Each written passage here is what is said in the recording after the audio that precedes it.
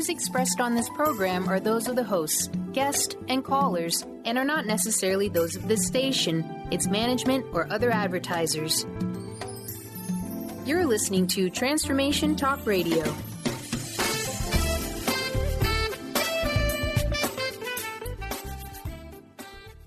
Welcome to Lucid Planet Radio with Dr. Kelly Neff. This hit show will illuminate your senses and empower you beyond your daily stressors and hardships. Renowned psychologist and author Dr. Kelly will captivate you with far-reaching topics and amazing guests as you wake to the greatest version of yourself. Learn to tap into your intuitions, think critically about our world, heal emotional and psychological wounds, and follow your passions to live your dreams. Each week, you'll learn how to navigate the global shift of consciousness and explore the deeper knowledge within.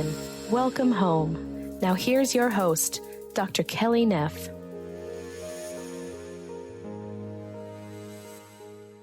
Hello, everyone. I am Dr. Kelly Neff, and you are listening to Lucid Planet Radio here on Transformation Talk Radio, WBLQ, CRN Digital Talk, Starcom Radio, and more. Before we start today, I just want to let you know I have a big announcement, very exciting news.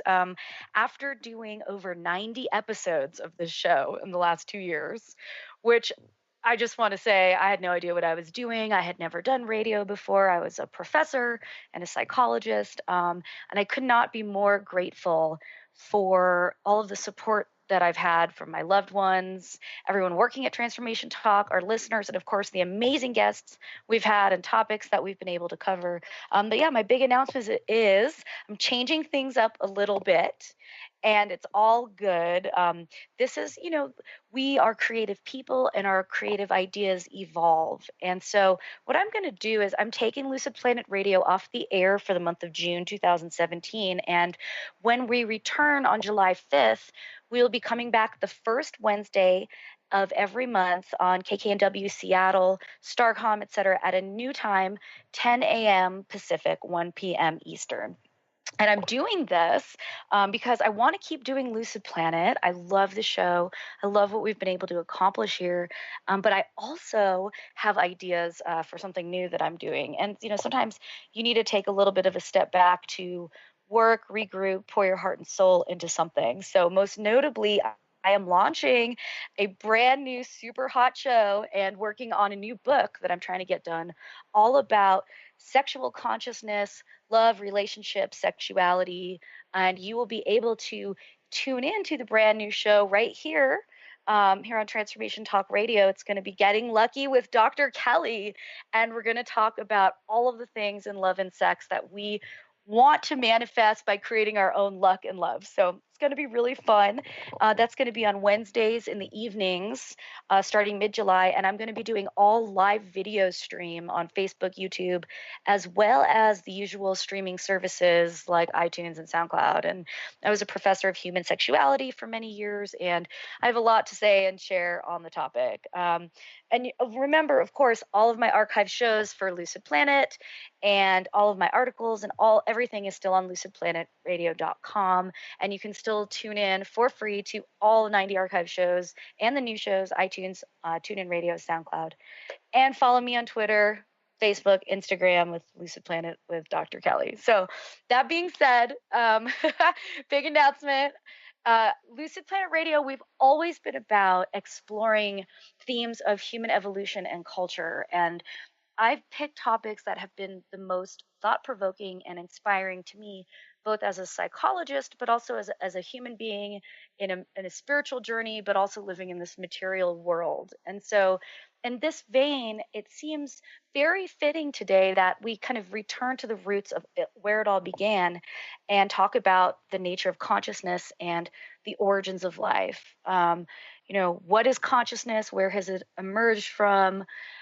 How can we tap into this? How did our ability to sense awareness and presence come into existence? And these are some really deep questions. Maybe there aren't concrete answers, but there are certainly theories. And one of the most fascinating theories is something that my guest today, Dr. Bruce Damer, is offering. And he is a multidisciplinary scientist, author, designer. I'm so excited to welcome back to the show and he is collaborating on a new model for the origin of life, the hot springs model, which I hope we get to talk about today. And he's developing a new approach to consciousness and the quote field of experience. And what's really cool about today's show is that he is giving a big plenary talk at the Science of Consciousness conference in San Diego next week, the second week of June.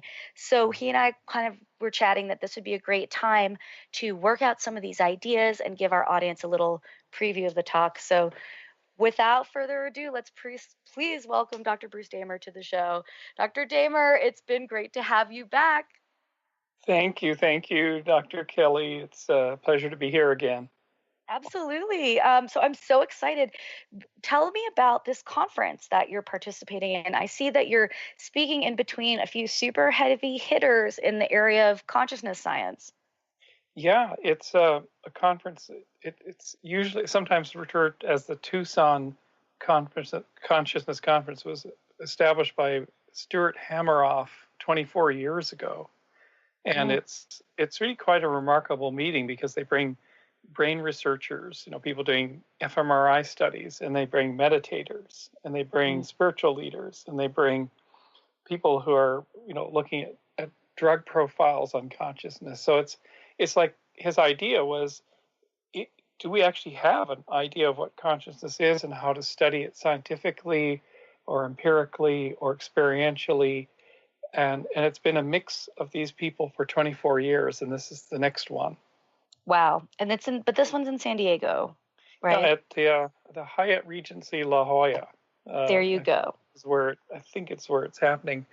And it's like 5 days. So it starts like June 5th, 6th, and goes through Saturday the 10th. And I'm speaking in the closing session on Saturday the 10th, right after Deepak Chopra and right before Stuart Hameroff.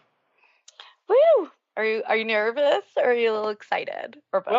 Well, I'm a novice to this. I mean, I study other things, but on the way to figuring out possibly how life began on Earth, it occurred to me one night, I went into one of my deep thought experiments, and it occurred to me I could ask the question, was it necessary for consciousness to exist as life was coming into being? Or did consciousness come out of life itself? Because that's sort of a dividing line. There are those who think that the whole universe is conscious or atoms are conscious, and then there's the more materialist approach of, no, it grew up with us. It grew up with the biosphere, and it's a thing of the biosphere. So that's what I'm going to talk about in really cool little drawings and pictures.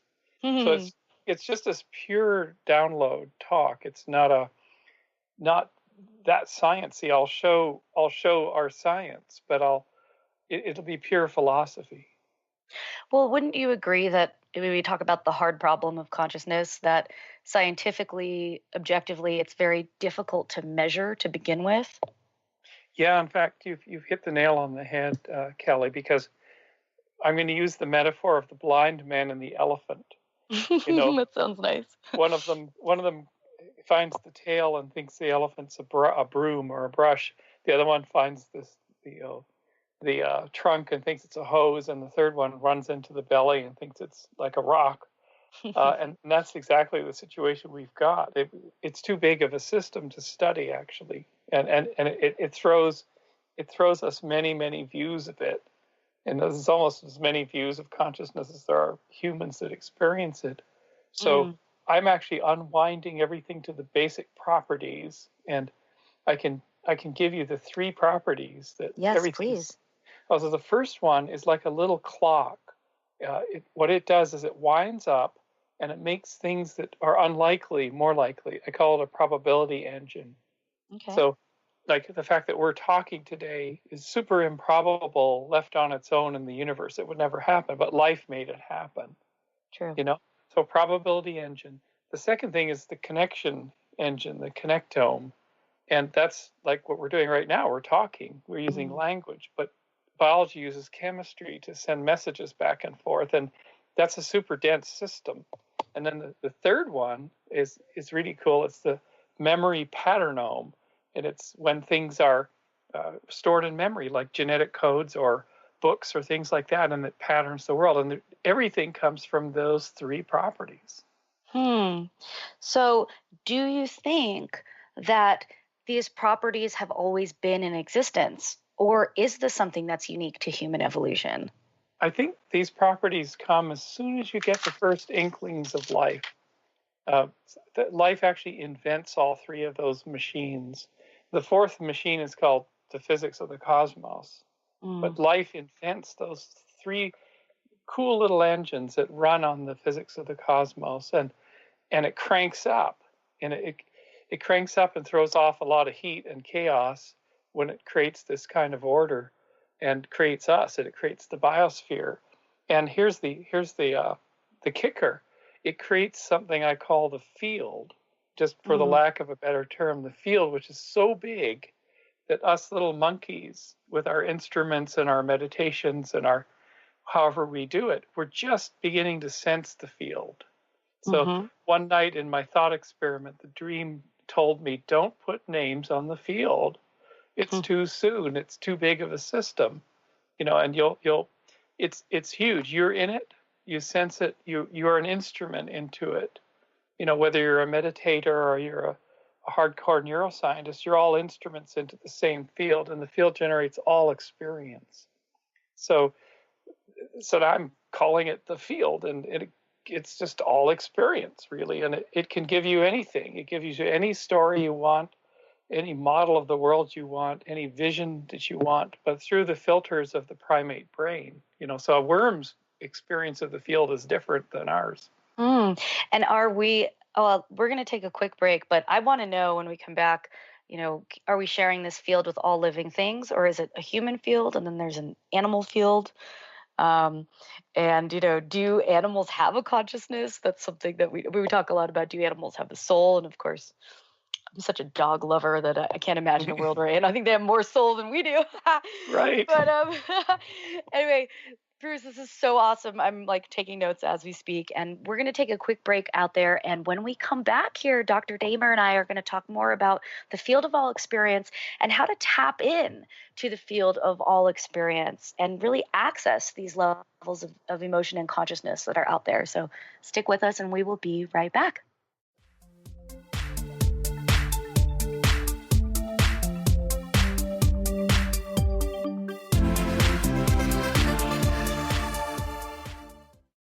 Chris Stanis is a spiritual leader and healer and teaches a course on how you can transform your life through a meditation and healing system that will manifest your spirit's dreams.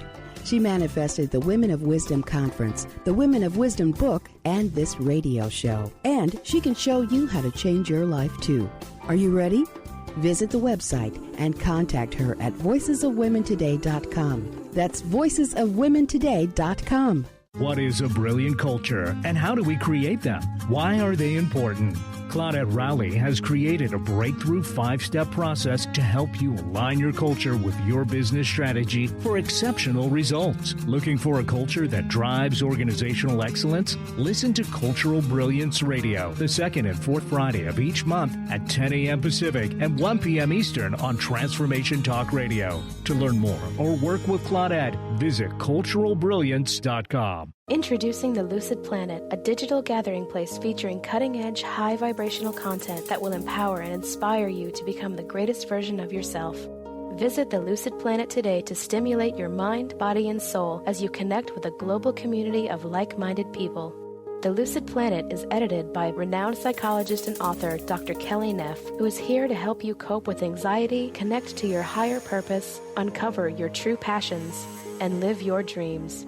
Dr. Kelly's fresh, compassionate perspective emphasizes growth, transformation, healing, and thriving, even in the face of adversity. Say goodbye to bad news and low vibrational media for good and become part of the larger collective of people working together to navigate the global shift of consciousness and transform the world from within. Join the planet, the Lucid Planet. Visit thelucidplanet.com. Welcome home.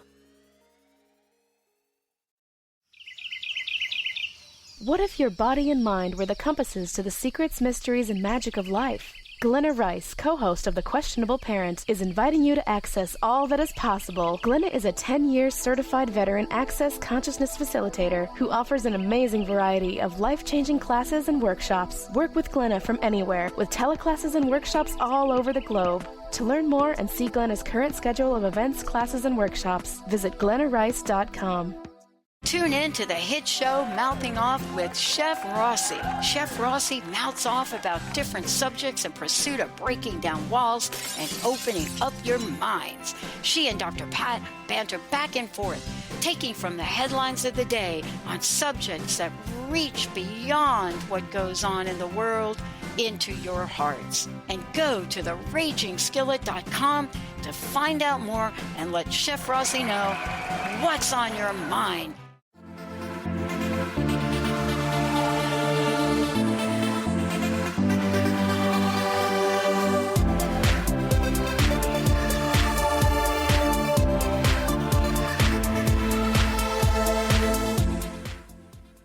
We are back on Lucid Planet Radio with Dr. Kelly, and my guest today is Dr. Bruce Damer, who is talking with us about the nature of consciousness, the origins of life. Before we continue, though, Bruce, I just want to make sure that everybody knows how to contact you to find out about your work, this talk you're doing at the Science of Consciousness, and then also you're just telling me during the break this incredible project you're doing at Symbiosis Eclipse in August as well. Mm-hmm. Mm-hmm. Yeah. So this festival is amazing. It's under the path of the eclipse. There'll be like 30 to 40,000 people there in Oregon. And it's sold out, unfortunately, for some of your listeners. Yeah. We're doing a dance performance. I'm doing a spoken word performance about the meaning of eclipses through the last 10,000 years on probably the Sunday night. And I'm doing talks about space. We have space people. We've got huge number of bands and stages and yoga and fantastic vending, and it's the event to be at. It's, I think, co-organized by 9 festivals worldwide. It is. It's really the only, we were just talking, it's probably the only thing I'm going to be at this year because I'm trying to work and focus the energy internally. But that event, it's been 99 years since the last total solar eclipse in North America. And if you think about it, this is a tradition, that indigenous tribal tradition of humanity for thousands of years, that these eclipses were very symbolic. And it's an immense time of change and transformation and kind of like an opening of a gateway. And of course, it was probably very scary for people back in the day when the sun went black. But this is something that is kind of inside of us, whether it's something we're really touching or if it's more in our kind of collective unconscious. So the fact that many people are going to be gathering together outside for a week, to engage in all these types of experiences. There's a whole science and non-duality conference on site, right? Yeah. I mean, it's to me an experiment on how far we can push everything, and then the peak moment is 9:00 in the morning on Monday, August 21st. And my job the night before in our big eclipse show is to remind everyone, don't sleep through it. Oh my gosh. Seriously. And that's, I would have, like at a festival, that's kind of prime sleep time, So it's before it gets too hot to get you out of your tent. That's it. You either stay up all night or listen for people screaming, like don't put your headphones on because you don't want to miss the eclipse. They need like a siren, like one of those tornado warnings, but eclipse warning. So everyone gets up. But anyway, that's going to be really cool. And that's just, something magical to think about. And it is technically sold out, but there might still be opportunities to like volunteer. There's a lottery going on. Okay, cool. Yeah. So, that's going to be, and that's in Oregon. So if you're in the Northwest, it's, it's worth it for the trip out. But anyway, enough about that.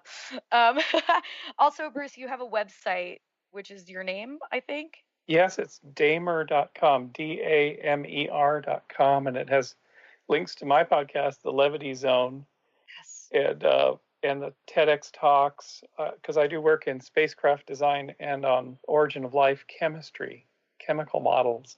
And now, the thing that's going on now, which is very exciting since we talked last time, is I'm part of a landing site selection team for the next Mars rover. Really? Which is going to look for life on Mars. And in February, we did our pitch at a meeting of 250 people down near Jet Propulsion Lab, and I made the first ever talk about the origin of life on Mars, how it would have happened, similar to on Earth perhaps, in a hot spring environment, and then Mars started to die. That was the thing.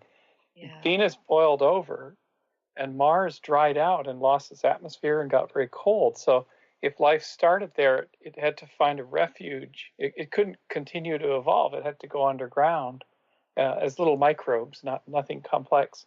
So where you find it is in the old hot springs that might have brought fluids up, that would have brought the ancient life up to the surface. And so we're arguing the case to go back to a place called Columbia Hills, where there's this big rock outcrop that's actually an old Yellowstone, 3.7 billion year old Yellowstone on Mars. Yeah.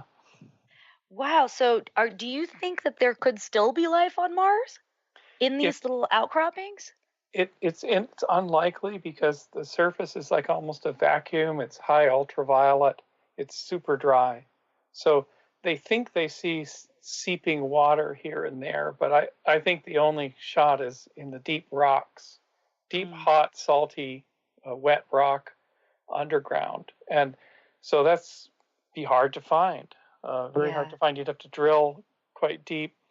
And whether you manage to you'd have to send the sample back to Earth, which is a whole long process. So I think we have but we do. I went to Australia last summer and picked up rocks there that were 3.5 billion years old that have these funny ridges in them called stromatolites, and that's true. That's completely clear evidence for life. And those were found in a hot spring environment, preserved.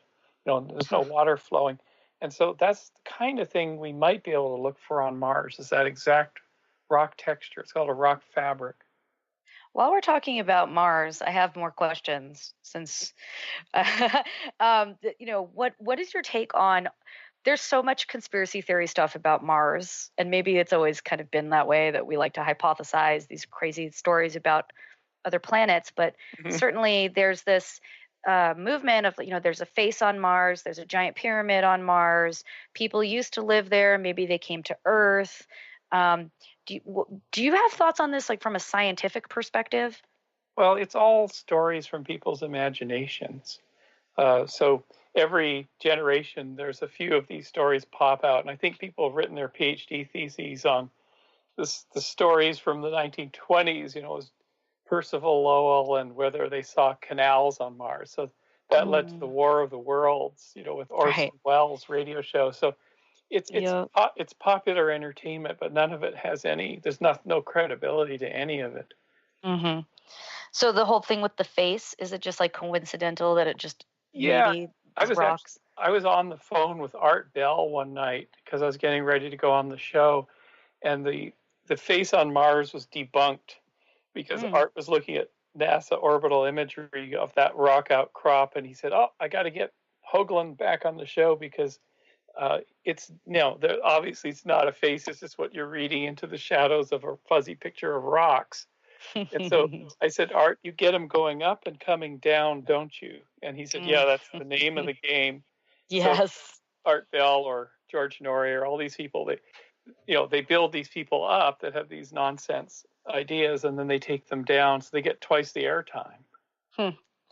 That's kind of the way that it goes, but it's like our society that we want this kind of entertainment, something about our human psyche. Like, we like the weird, wonderful, we like believing, and then we like destroying.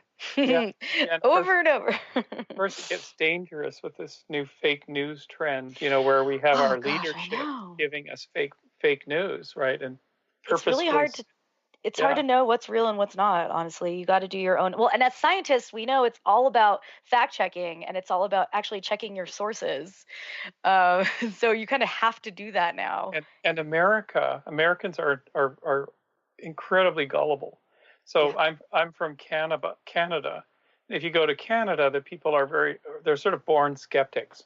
And Norway or Denmark or these other countries, other societies, people just won't believe everything they're told. Whereas here, for some whatever reason, Americans have become incredibly mushy and gullible. They'll believe stuff, but other societies don't. Sugar and crap in our water and food. Yeah. I mean, makes you wonder, doesn't it? My Canadian relatives asked me, because there was a story in the New Yorker, and I on whether or not the American Revolution was actually a good idea, because the story was called "We Could All Be Canada." Oh my gosh! And they're talking about the radical Whigs that took over and created this kind of weird political system with a charismatic political thing and sloganeering and stuff. And they're arguing that if the American Revolution hadn't happened, it would have been a safer, sort of saner world.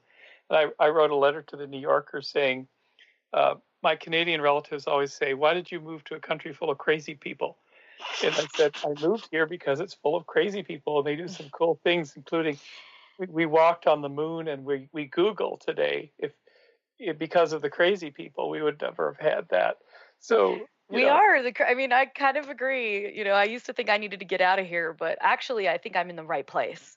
Well, you need to pick the right place in the right place, because there's plenty of, as my Canadian relatives had warned, like, you've got to be really careful where you go in the U.S. because there's no like uniform standards of conduct, or there's no civil society. So you have to. So that's why I picked the redwood forest here next to Santa Cruz. It's kind of the most sane place I could find. Oh, so beautiful. Yeah, you can't really go wrong. I'm in Colorado. It's pretty good. I mean, it's interesting. Pretty good there. It's pretty good, but it's interesting because especially Denver is a city in flux. Everything's changing, and there's people coming. It's becoming like the most cosmopolitan city in the U.S. It's really strange. People are coming from everywhere. Every single license plate is from some random out of state. Like yesterday, I saw Alabama. I saw in Arkansas. I saw Michigan, California, Texas, just literally driving for 2 minutes in my hood. It's not all because of legal weed. I mean, that's what I thought, but what's happening is tech. Tech is Google's moved its whole headquarters here to Denver and Boulder, apparently. Oh. And so we're getting this like tech influx, and I think that it is related to the legal weed. But I mean, let's face it, when California gets legal weed or recreational next January, that's going to blow up just as much, if not way more. So I mean, we'll see what happens to Denver, but I mean, we've got it's just nuts. So, but I totally agree with you, and maybe we're going to take a break and we'll segue this back to consciousness and the idea of like these different realities that we live in, and can we have a universal reality? Because I think America is a great example of that. Every single person is experiencing things differently, right? Yep. So on that note, Dr. Damer and I will be right back after this short break, and we'll talk more about consciousness and the origins of life, and maybe a little bit more about Mars and outer space. So stick with us. If you're in the US, we love you, and Canada. See you in a second.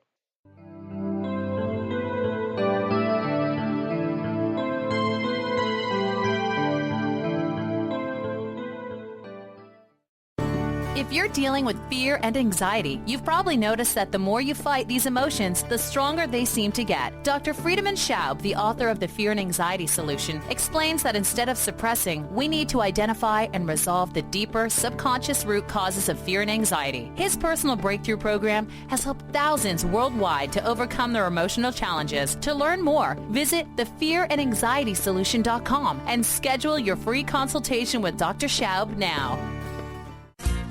Are you ready to thread your life with intuition? Intuit Apparel can help you do just that. This is not just about a piece of clothing. This is about a movement, an awakening, and staying centered in life. Your life. Intuitive and host of the radio show Get Into It, Lynn Brown, was given this image with the intention of a clothing line designed to represent the essence of life itself. Visit intuitapparel.com now and wear your intuition with pride. You, yes you, can be the highest version of yourself. Wellness coach and natural beauty expert Dr. Agnes Frenkel is on a mission to help you play the game of your life. Win in vibrancy, health, and beauty. Because you deserve it. Dr. Agnes goes beyond the limits in her personal coaching sessions to revolutionize health and wellness. Now is the time to unleash your true power. For more information, visit dragnesfrenkel.com. Tune in to the Psychic Professors Show, The Voices of Spirit Radio, with international medium and spirit artist Dr. Susan Barnes on Transformation Talk Radio, featuring a variety of spiritual topics such as psychic art, spiritualism, EVP, psychic development, and mediumship. This hit call-in show provides listeners with breakthrough wisdom to enliven and enlighten their lives. Visit spiritartgallery.net for show days and times. Tune in to Mainstream Metaphysics Radio to harness your connection with the universe to effect change for optimal success and happiness. Named one of the country's top psychics, Eve now brings her insights and gifts to this weekly hit call-in show, joined by visionaries, leaders, and gifted others, but mostly you. Jot it down, Thursdays, 10 a.m. Pacific, 1 p.m. Eastern on TransformationTalkRadio.com. Miss any shows during the week? Don't worry, we've got you covered. With the free Transformation Talk Radio app, you'll have access to all of the past week's shows in the palm of your hand. Tune in to Transformation Talk Radio anywhere you go with our free app for any of your devices. Check out our app in the App Store and Google Play Store today.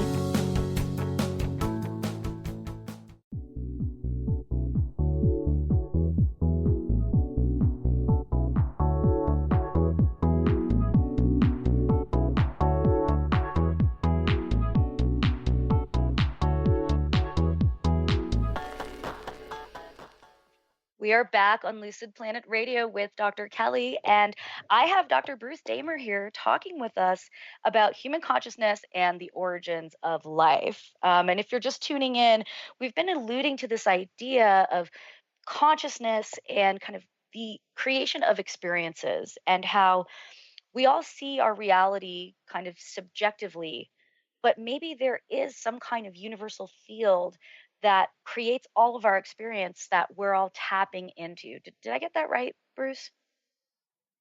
So what I'm proposing to the community that studies consciousness is that just, in a sense, cast your horizons a lot higher, i.e., that there's a big super system that creates all experience. You talked about it in a kind of beautiful way before the break, and that super system is something we're just vaguely sensing now, both with instruments and with our own minds and bodies and hearts.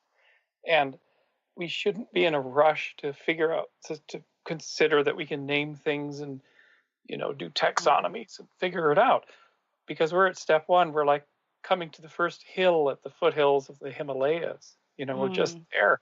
And that's what the deep dream told me to tell the people, like, tell them not to name things now.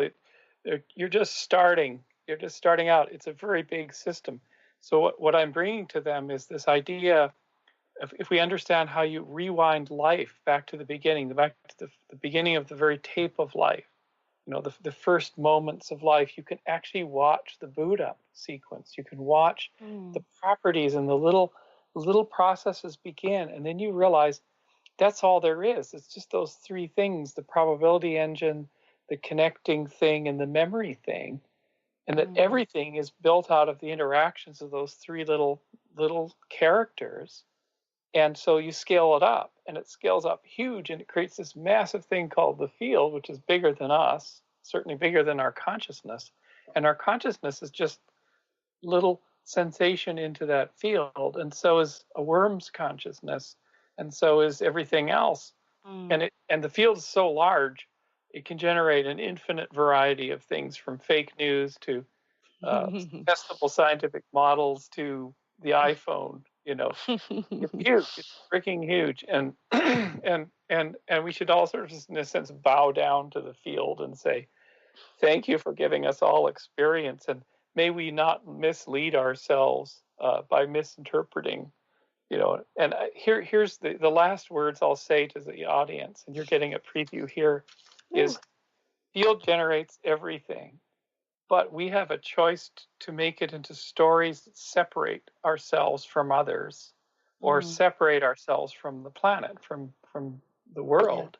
And if we make stories of separation, we cast aspersions between groups, we create fear, we create unconscious kind of usury of destruction of the natural world.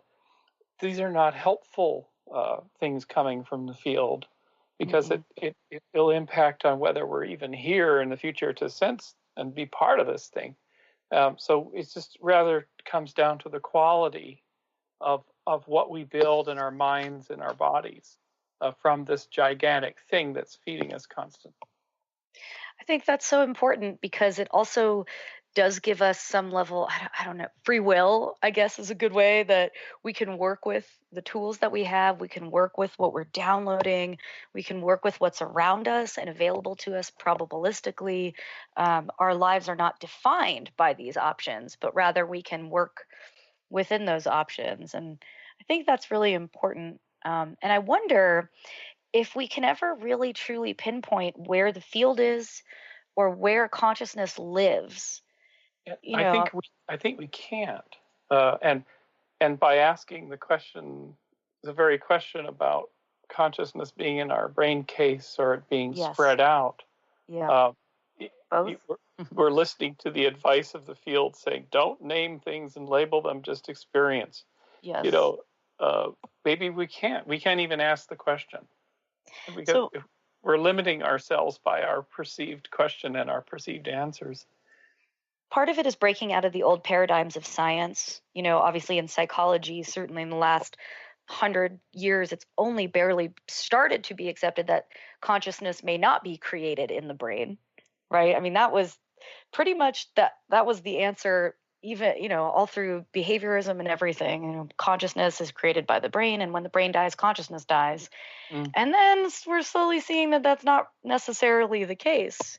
So my question for you is, how do you feel about a lot of this newer research coming out showing, or trying to show, and certainly people's accounts, that consciousness continues to live on even after that person dies? Their consciousness still exists somewhere. That's not in my department at all. But I'm sure at this meeting I'll be able to hear people that are really way out on that limb. I would really like to know, because I've had Dr. Eben Alexander on the show a couple of times, for example. If he's the neurosurgeon who was brain dead and then came back, and he's like very sure that consciousness does not exist in the brain and that it continues to live on. But it's hard when you haven't had that experience yourself. Maybe that he's uniquely set up to have had that vision and that understanding constructed for him. Absolutely. Whereas another person wouldn't. Absolutely. The other thing that I wanted to bring up is, you've mentioned your deep thought experiments. And I'd love for you to share a little bit about what that means, because that also seems like a way to kind of tap in more to the capabilities of the larger field. Yeah, anyone could do this, and we all do it. So, for instance, if you go to a great movie or you read a great novel you can't put down, your mind is constructing a fantastical world around that. And when you're a little kid and you're playing airplane, or you're playing house or whatever, you're in a sense almost like a psychedelic experience when you're little. Little kids are always in that. When I was little and I would have a very active day and I would go to bed, I close my eyes and there's all these visuals going on. Yep. And I didn't know where they came from. It was not just colors, but even faces and things. And it was being painted on my closed eyelids. It was so beautiful. And that's when I decided at that time to keep that going. That was more interesting than TV, which was black and white, at the time. And so I had learned tricks and techniques to keep those worlds going, so that when I was bored in junior high school, I could go into those worlds, just like fully entertained, for hours at a time.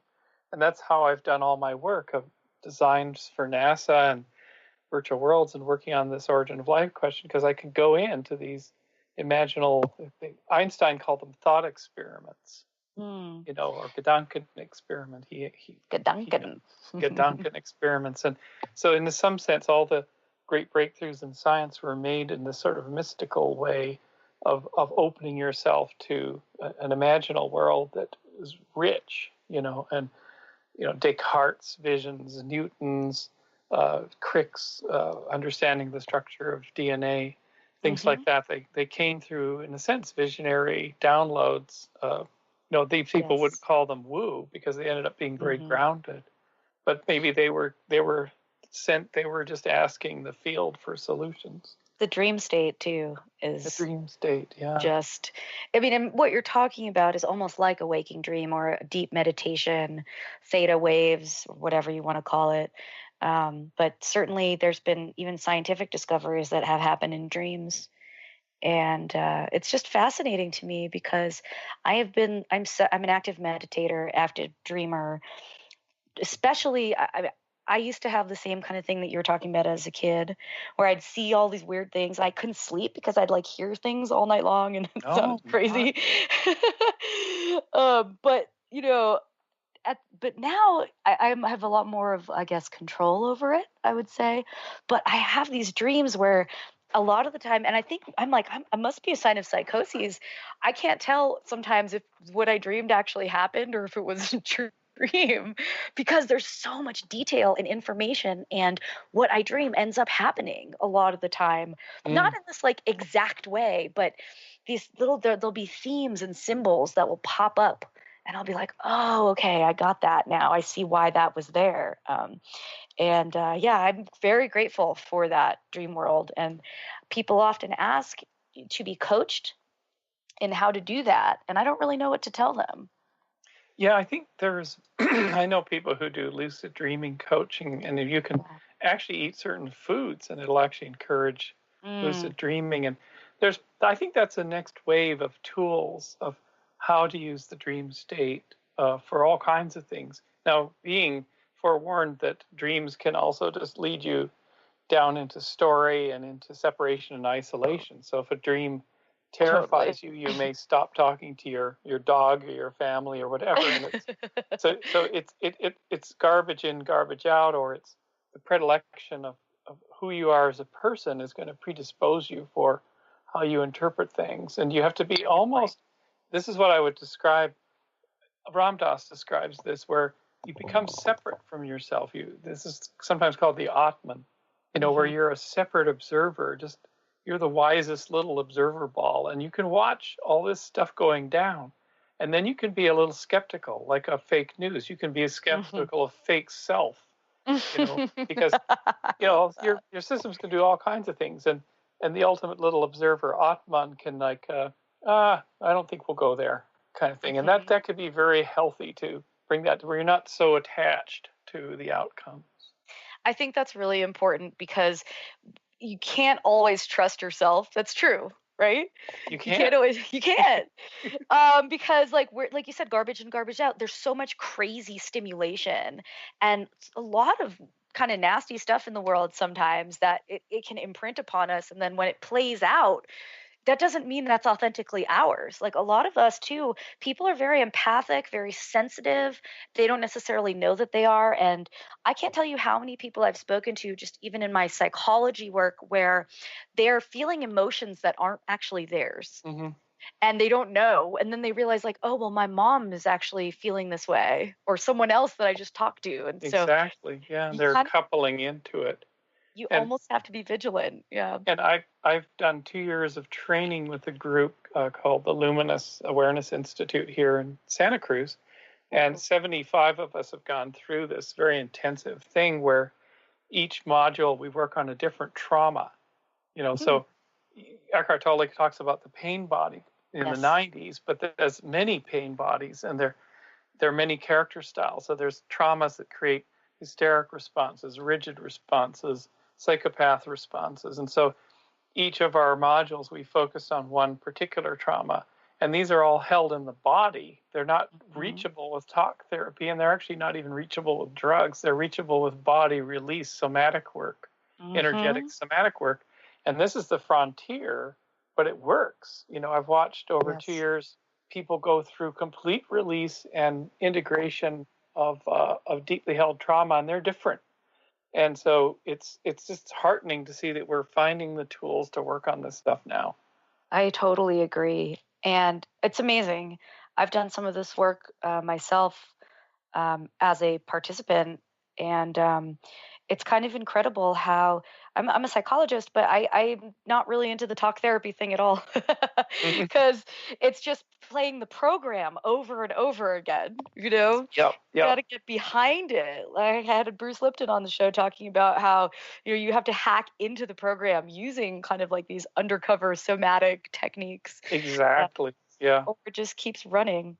And so do you think about this more and more? It does seem like people, maybe we're diverging. Maybe it's always been like this. People really want healing. People are pursuing their own healing at what seems to me to be an accelerated rate. Yeah.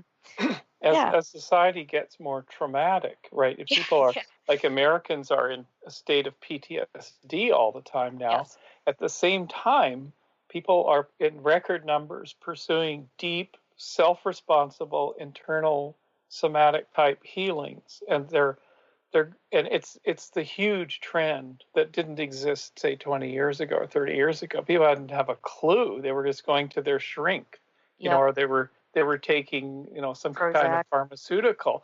They didn't have a clue, and we didn't, as a society, have a clue how to work on deep traumas that we do now. And this is the greatest opening of the 21st century. It's greater than any technology. Is this work? I love that. So how do you think that affects? Do you think that can in turn affect the field of consciousness, of what's available? Yeah, I think it's actually going to release us.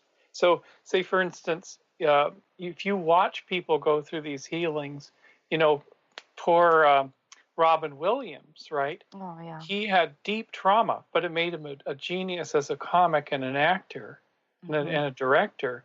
But the trauma got him in the end, right? Yeah. In a way. I mean, he became ill as well, but I met him several times, and you could feel his incredible discomfort and trauma. Aww. And I felt really sorry for him because there were no tools available for him to allow him to release what happened when he was a little boy. You could see it in his face. You could almost guess what happened to Robin Williams, and it created this imprint. I just felt terrible. And when he took his own life, I just felt terrible because I knew that, there were people now that could have helped him become very healthy. But it was too soon. It was too soon. Yeah. It's like we didn't know that salt could cause blood pressure and heart attacks, and people died of heart attacks because they put too much salt on their food. It's the same kind of a thing. And so when we heal the trauma, we get what you might think of as a superpower. So somebody who was a rigid kind of controlling personality type because of a trauma when they were young becomes a great accountant or a CFO or something. But when they heal that, they become a magnificent CFO where they're not so tied to the numbers, but they can see everything in the field. They can see all the numbers, the finances of the organization, but they're not rigid about it anymore because they're healed. And so they're like the best CFO that ever existed. The superpower comes out. Yeah. And that's kind of what we're all hopefully evolving into as superhumans. Yeah. I think that in a weird kind of karmic way, almost everybody has some level of trauma, I would argue. And so, but in some cases there's a resilience that happens. And like you said, people bounce back, a release, and they become even greater because of the struggles that they've been through. And then other people, it like crushes and destroys them, and they can never get it together. What is the factor that would distinguish that? What really distinguishes it is self-knowing. So, for instance, if you're very attached to when you start screaming at somebody, because say, for instance, you were screamed at when you were 5 all the time because the family was crazy. If you strongly attach to screaming at people as your release and your healing, you'll never heal it.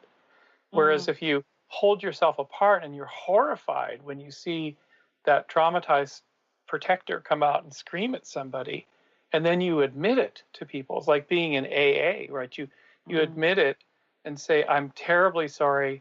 This is what happened when I was younger, and it's just automatic. And then you get empathy from people like, oh my God, let's give you a hug. Well, now you're at the stage where you can get help, right? So it's really self-knowing and basically taking responsibility.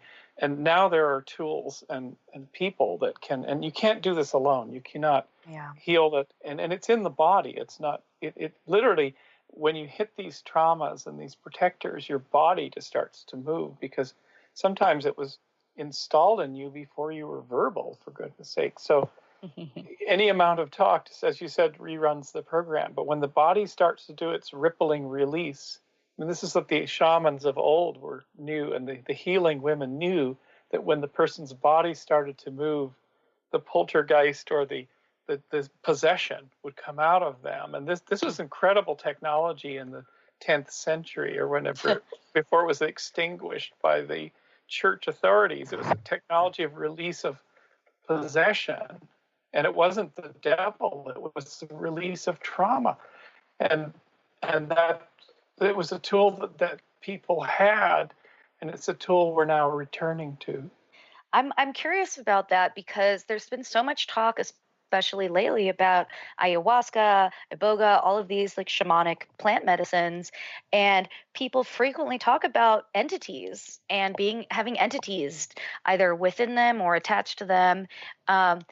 So do you feel that really that's more of a metaphorical idea of the fact that there's pain and trauma in the body versus an actual literal entity?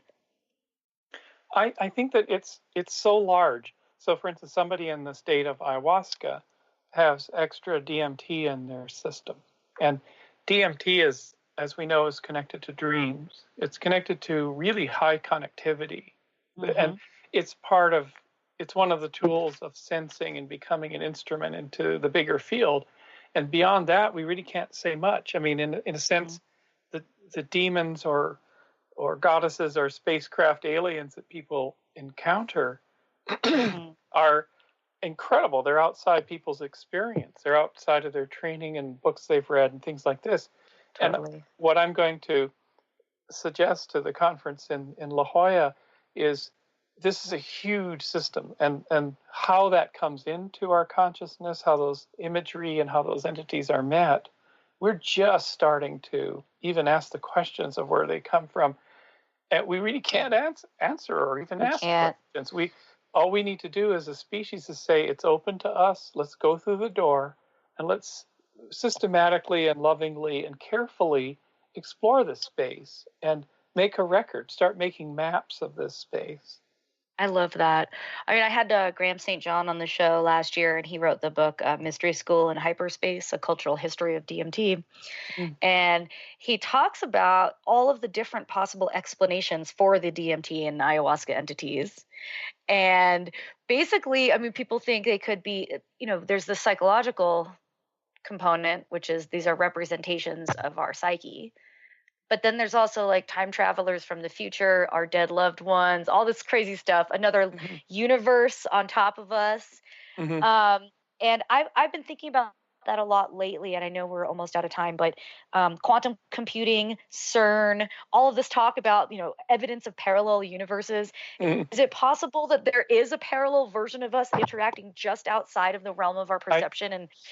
What do you think? I think we do ourselves a disservice when we come up with these labels, because in 50 years or 20 years, when we think back to the labels we were trying to put on things, we'll just laugh, right? Because it's like, oh, that's so early 21st century, describing this way. So in fact, we can't label, we can't name these things and be taken seriously in our futures.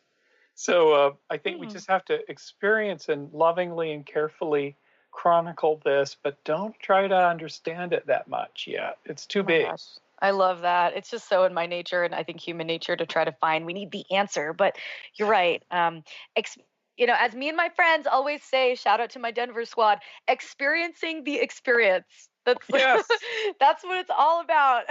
That's it. Ben, Cody, Annie, experiencing the experience. Sorry, that's like our thing. So I like totally wise friends. Yeah. They are.